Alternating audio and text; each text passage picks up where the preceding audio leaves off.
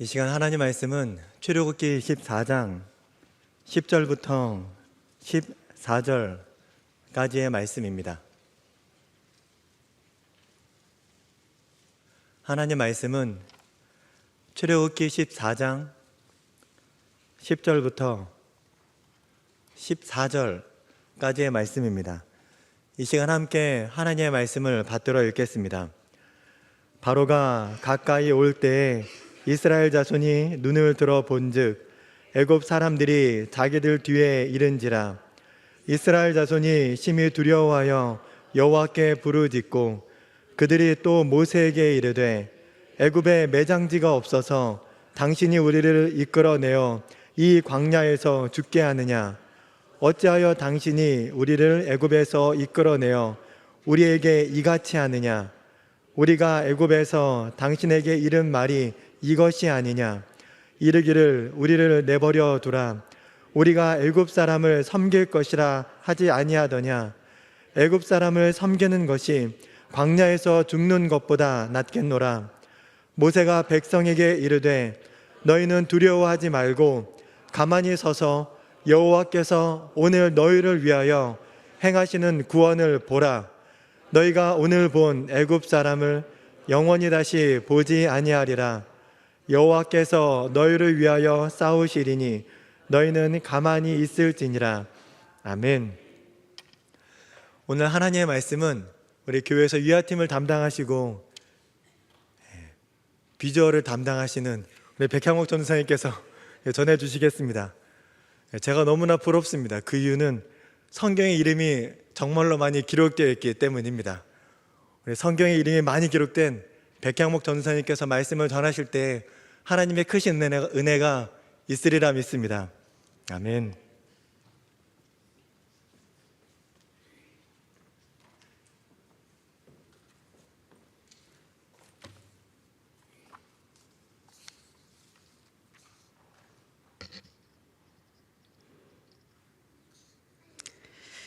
네, 짧은 이야기 중에 유쾌한 사냥꾼과 우울한 사냥꾼의 이야기를 혹시 들어보신 적이 있으신가요? 제가 한번 읽어보겠습니다. 어느 한 마을에 유쾌한 사냥꾼과 우울한 사냥꾼이 살고 있었습니다. 우울한 사냥꾼은 토끼를 놓치자 자신의 처지를 비관하고 한탄했습니다. 반면 유쾌한 사냥꾼은 토끼가 영리하다며 감탄했습니다. 우리는 이 이야기를 통해 같은 상황이어도 서로 다른 두 가지 생각을 할 수 있다는 것을 알 수 있습니다. 성도님들께 물어보고 싶습니다. 위기의 상황에 어떤 해석을 하고 계신가요? 우리는 때때로 우울한 사냥꾼처럼 힘든 상황만 바라보며 자신의 처지를 비관하곤 합니다. 하지만 힘든 상황을 바라보던 눈을 조금만 높여서 하나님을 바라보면 그 힘듦은 없어지고 우리를 향한 하나님의 선하신 계획을 발견할 수 있게 됩니다. 오늘 본문에서도 같은 상황이지만 전혀 다른 해석을 하는 두 인물이 나옵니다. 오늘 이 밤 상황만 바라보던 우리의 눈을 들어 하나님의 놀라우시고 선하신 인도하심을 발견하는 귀한 시간이 되길 소망합니다.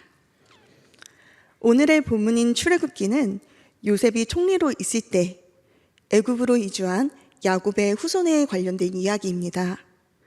처음 애굽에 왔을 때 야곱의 가족들은 70명 정도밖에 되지 않았습니다. 성서학자들에 의하면 400년 동안 야곱의 후손들은 200만 명 이상으로 늘어났다고 합니다. 굉장히 많이 늘어났죠. 당시 애굽에는 요셉을 모르는 새 왕조가 들어서게 됐습니다. 이 왕조는 기하급수적으로 늘어나는 이스라엘 백성을 보고 위협감을 느끼게 됐습니다. 그래서 무서운 정책을 벌이는데요. 이른바 히브리인 말살 정책을 펼치게 됩니다. 참혹한 노역살이에 지친 이스라엘 백성들은 하나님께 부르짖었습니다. 그리고 마침내 하나님께서 아브라함에게 약속하셨던 구원의 계획을 실행하고 맙니다. 아브라함에게 약속하셨던 그 구원의 계획은 무엇일까요? 오늘 말씀 창세기 15장 13절에서 14절의 말씀을 함께 읽도록 하겠습니다. 여호와께서 아브라함에게 이르시되 너는 반드시 알라 내 자손이 이방에서 객이 되어 그들을 섬기겠고 그들은 400년 동안 내 자손을 괴롭히리니 그들이 섬기는 나라를 내가 징벌할지며 그 후에 내 자손이 큰 재물을 이끌고 나오리라. 아멘. 하나님의 구원 계획은 바로 출애굽이었습니다. 출애굽을 하기 위해 하나님께서는 나이가 80살이나 된 모세를 리더자로 세우셨습니다. 모세는 바로 앞에 서서 이스라엘 백성의 해방을 요청합니다. 하지만 완악한 바로는 보내주지 않았고 결국 그 유명한 10대 재앙이 일어나고 맙니다. 마침내 바로는 장자의 죽음을 거쳐 이스라엘 백성을 해방시키고 말는 거죠. 여기까지만 봤을 때 너무 좋은 스토리입니다. 역경 속에서 한 영웅이 일어났고 그 영웅이 자신의 민족을 구출해낸 사건, 이 이야기 너무 좋지 않은가요? 하지만 노예 해방의 기쁨도 잠시 이스라엘 백성은 절체절명의 문제에 봉착하고 맙니다. 지도를 같이 보시겠습니다. 조금 작을지 모르겠는데요. 이스라엘 백성들이 가나안으로 가는 방법은 3가지가 있었습니다. 첫 번째는 고센 지방에서 지중해를 옆에 들고 블레셋으로 가는 방법. 두 번째는 고센 지방에서 숲곳을 지나서 술 광야로 통과하여 가는 방법.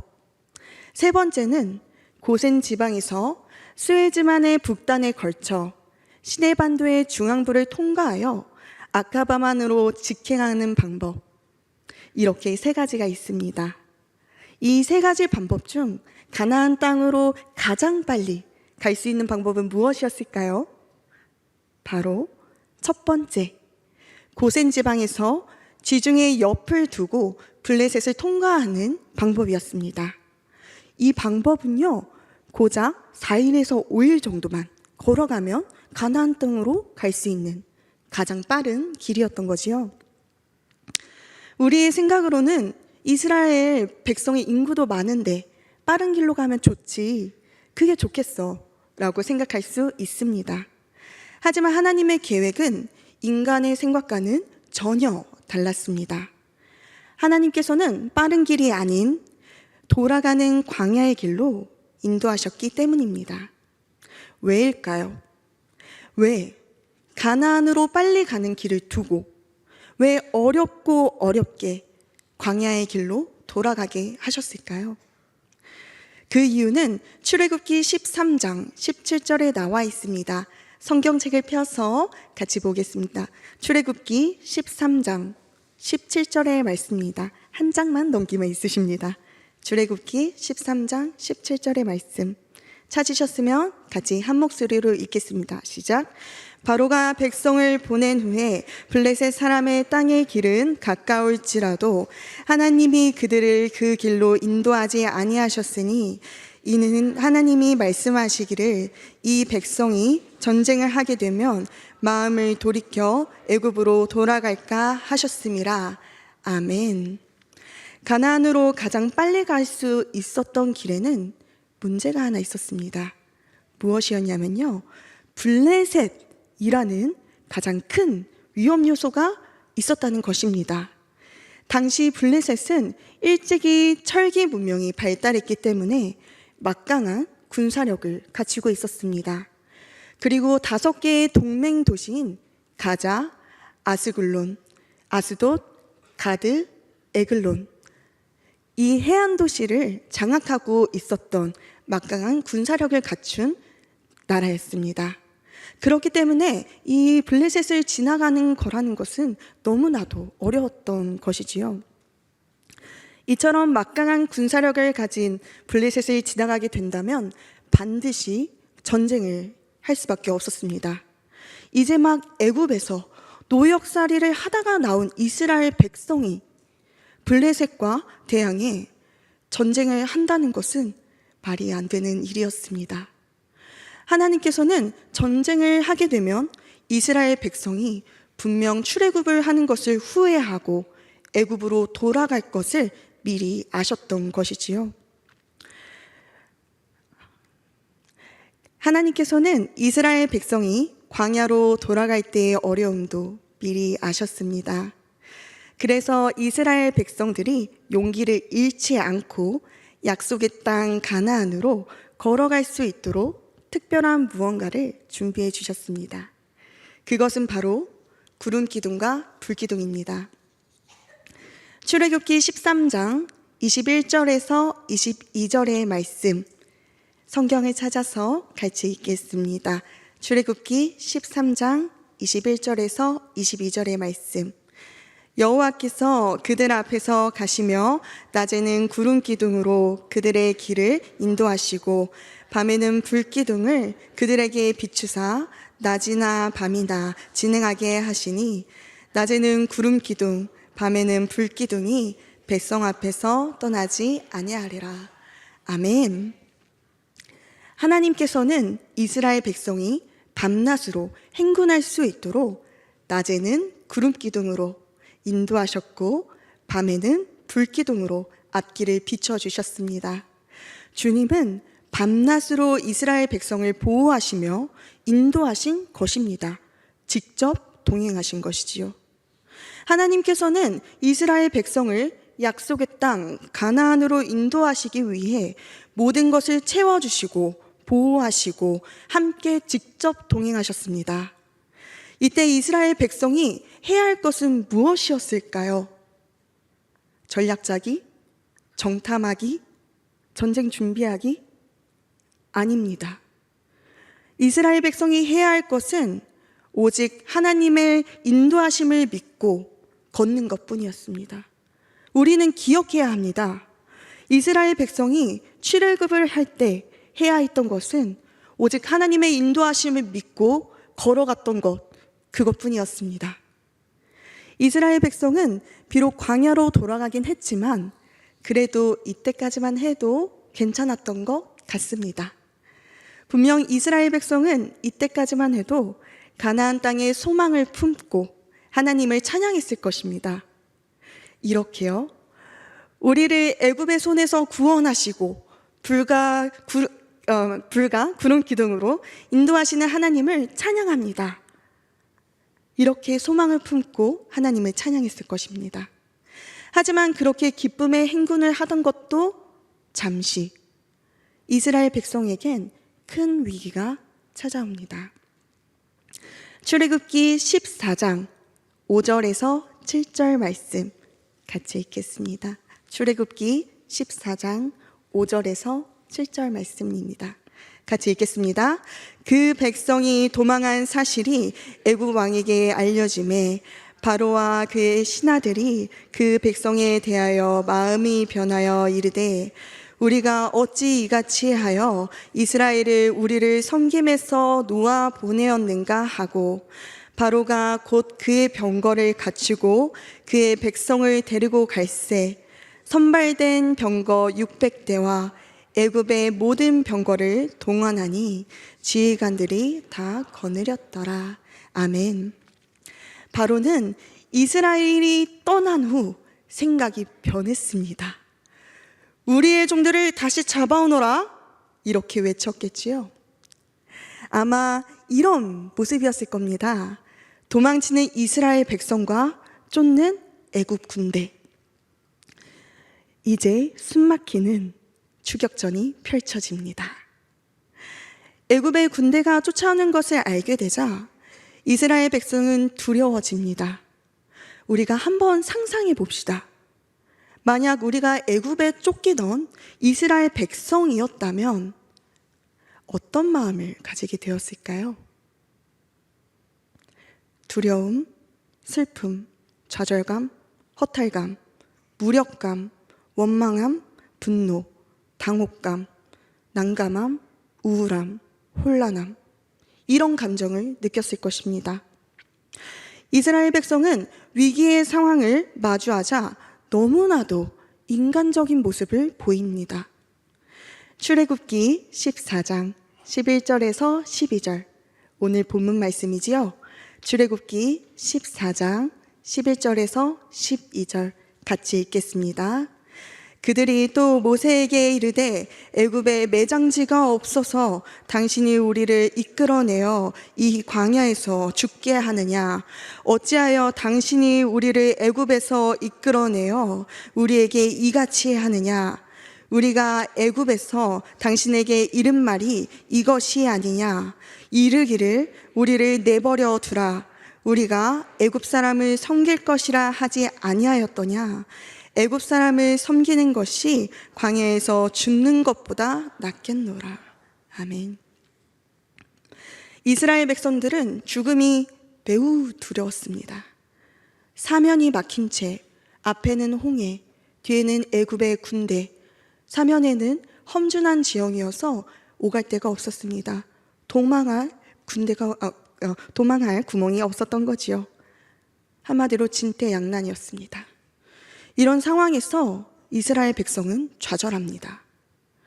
그런데 정말 이스라엘 백성이 도망치거나 살 수 있는 방법은 없었을까요? 우리는 처음부터 다시 생각해 보아야 합니다. 이스라엘 백성은 본인들의 계획이 아닌 하나님의 구원 계획 속에서 출애굽을 하게 되었습니다. 하나님께서는 이미 이스라엘 백성을 10가지 재앙과 바로의 손에서 구원해 주셨습니다. 그리고 블레셋을 피하게 하셨고 불기둥과 구름기둥으로 동행하시며 인도하셨습니다. 그럼에도 이스라엘 백성들은 하나님을 바라보지 못했습니다. 그렇게 많은 기적으로 섬세하게 이스라엘 백성들을 인도하셨음에도 말이지요. 그렇다면 이스라엘 백성이 위기 속에 하나님을 바라보지 못했을 때 어떤 일이 일어났을까요? 그들의 마음에는요, 살 소망이 사라졌습니다. 그리고 죽음의 두려움으로 둘러싸이게 되었습니다. 그렇다면 이것을 우리의 문제로 가져와 봅시다. 우리는 이런 위기 상황 가운데 어떻게 하나님을 바라볼 수 있을까요? 하나님을 잘 바라보았던 대표적인 인물로는 아브라함과 요셉이 있었습니다. 히브리서에는 아브라함에 대해 이렇게 말하고 있습니다. 말씀 같이 보시겠습니다.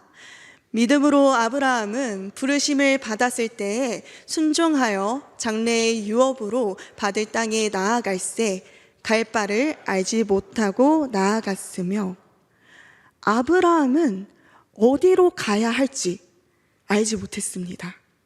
하지만 하나님을 바라보고 하나님과의 약속과 그 인도하심을 신뢰하던 사람이었습니다.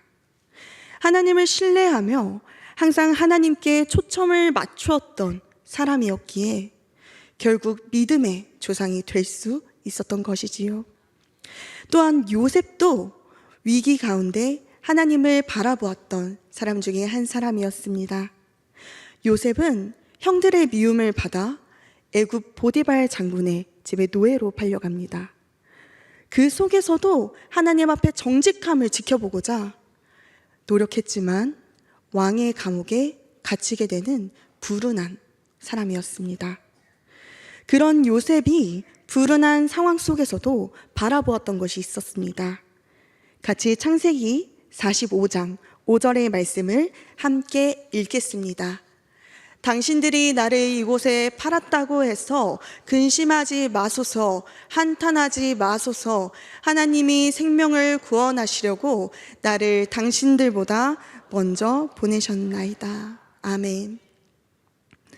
요셉은 억울하고 참혹한 상황 속에서도 위기의 상황을 바라보는 것이 아니라 그 위기의 상황에 넘어 하나님을 바라보았습니다.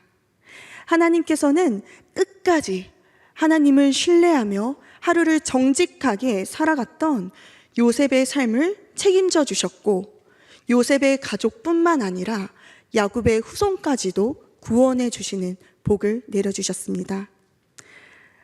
이젠 저의 이야기를 한번 해보려고 합니다. 저에게도 하나님의 인도하심을 바라보며 걸어갔던 시간이 있었습니다. 처음 대학생 시절 크리스천 경영 지도자라는 꿈을 꾸며 경영학과에 재학 중에 있었습니다. 어느 날 저는 하나님의 부르심을 받고 하나님의 말씀으로 위로하는 그런 비전을 받게 되었습니다. 그렇게 신학으로 전향하게 되었지요. 그렇게 기독교 교육학과 석사 논문 과정을 하고 있을 때 동시에 신학대학원 입학을 준비하게 되었습니다. 그런데 문제는 여기에서 발생했습니다. 처음 써보는 논문은 너무 어려웠고 신대원 준비는 일정이 꼬여서 쉽지 않았습니다.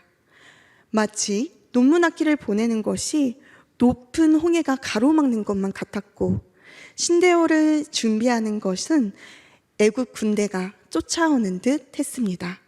이뿐만이 아닙니다. 이제껏 한 번도 학업을 쉬어본 적이 없었던 터라 번아웃이 왔던 저는 신대원을 1년만 쉬고 싶다라는 생각으로 가득하게 되었습니다. 하지만 말씀으로 위로하는 자로 인도하실 하나님을 바라보며 신대원 과정을 준비했지요. 면접 당일이 되었습니다. 논문 학기로 면접 준비를 하지 못했습니다. 지칠 대로 지친 몸을 이끌고 면접 장소로 올라가던 중에 있었습니다. 문득 그런 생각이 들었습니다. 면접 봤다 하고 떨어졌다고 할까? 올라가던 발길을 잠깐 멈춰 섰습니다. 그리고 하나님께 울면서 이렇게 기도했습니다. 하나님, 제가 너무 힘듭니다. 안 가겠다는 것도 아니고 1년만 쉬면 안 될까요? 이렇게 울면서 기도했습니다. 그때 이런 생각이 들었습니다.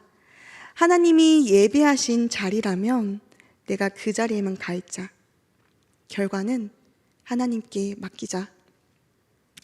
결국 위기의 상황 속에서 하나님의 인도하심을 바라보며 면접 장소로 무거운 발걸음을 옮겼습니다. 결국 어떻게 되었을까요? 결국 합격하여서 지금도 순종하며 학업에 정진하고 있습니다. 이처럼 우리의 삶은 주어진 상황 속에서 무엇을 바라보며 어떻게 이해하는가에 따라 전혀 다른 결말을 맞이하곤 합니다. 오늘 본문의 이스라엘 백성들은 위기의 상황에서 하나님을 바라보지 않았습니다. 그리고 위기의 상황을 두려움과 원망의 사건으로 이해하며 희망을 잃었습니다. 하지만 모세만큼은 달랐습니다. 오늘 본문인 출애굽기 14장 13절에서 14절의 말씀 같이 읽겠습니다. 출애굽기 14장 13절에서 14절의 말씀. 모세가 백성에게 이르되 너희는 두려워하지 말고 가만히 서서 여호와께서 오늘 너희를 위하여 행하시는 구원을 보라. 너희가 오늘 본 애굽 사람을 영원히 다시 보지 아니하리라.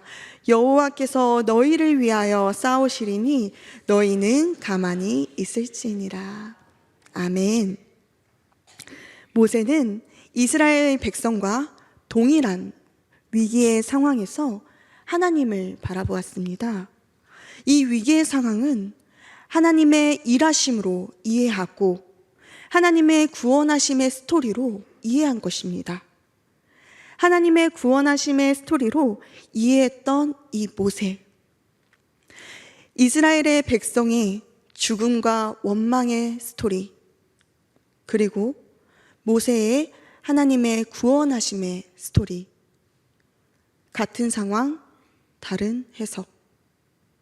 하나님께서는 어떻게 이 위기의 상황을 바라보고 계셨을까요? 하나님께서는 이미 아브라함에게 약속하신 이 구원 계획을 이루려고 작정하셨습니다. 그런 하나님께서는 단호하고 적극적으로 이 위기의 상황에 이렇게 개입하셨습니다. 하나, 두려움에 쌓인 이스라엘 백성에게 담대하게 앞으로 나아가도록 명령하셨습니다.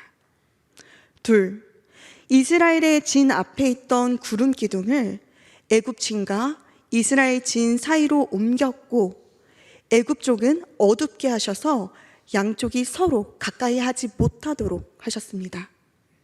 셋, 모세가 홍해 위로 팔을 내미니 큰 동풍이 불어서 홍해를 마르게 하셨습니다. 사랑하는 성도 여러분, 우리는 위기의 상황이 닥쳤을 때 무엇을 바라보며 걸어가고 있습니까? 그리고 위기의 상황 속 어떻게 해석하며 살아가고 있습니까? 우리는 살면서 다양하리만큼 어려운 일들을 겪으며 살아갑니다. 그 어려움은요, 너무 다양하고 그 강도도요, 천차만별이라서 아프고 힘들기만 합니다.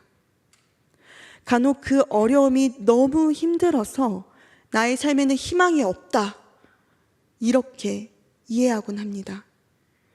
하지만 그렇지 않습니다. 이스라엘 백성을 구원하시기로 작정하신 하나님께서 길이 없는 곳에서 길을 내셨습니다. 자연 만물을 명하시기까지도 하나님의 구원 계획을 결국 실행하셨습니다. 하나님께서는 우리를 향한 선한 계획을 가지고 계십니다. 그리고 반드시 그 계획을 이루어 가실 줄로 믿습니다. 아브라함을 포함한 믿음의 선조들은 하나님을 바라보며 인생을 살아냈습니다. 하나님을 바라보며 삶을 이해했을 때 하나님께서는 놀라운 방법으로 인도하십니다. 우리는 어떤 위기의 상황을 겪을 때 스스로 선택할 수 있습니다. 상황을 바라보며 두려움과 원망의 스토리를 만들 것인지, 아니면 하나님을 바라보며 믿음으로 나아가는 기적의 스토리로 만들 것인지 말이죠. 한 주간도 가장 선한 길로 인도하시고 우리를 기쁘게 바라보시는 그 하나님을 바라보며 담대하게 걸어 나가시는, 또 살아가시는 저와 우리가 되길 소망합니다. 기도하시겠습니다. 하나님, 우리 아버지, 출애굽 이야기를 통해 다시 한번 우리에게 용기를 주시니 감사합니다. 사방이 막혀 어찌할 수 없는 위기의 순간에 이스라엘 백성처럼 상황만 바라보며 두려움과 원망을 하는 것이 아니라 모세처럼 하나님을 바라보며 믿음으로 나아가게 하옵소서. 그리고 삶 속에서 각자의 힘든 상황, 위기의 상황, 눈물의 상황들이 있습니다. 그 어려운 상황 속에서 우리를 선하게 인도하실 하나님만 바라보며 나아가게 하옵소서. 한 주간도 눈을 들어 주님을 바라보는 우리가 되길 소망하오며 살아계신 예수 그리스도 이름으로 기도드립니다. 아멘.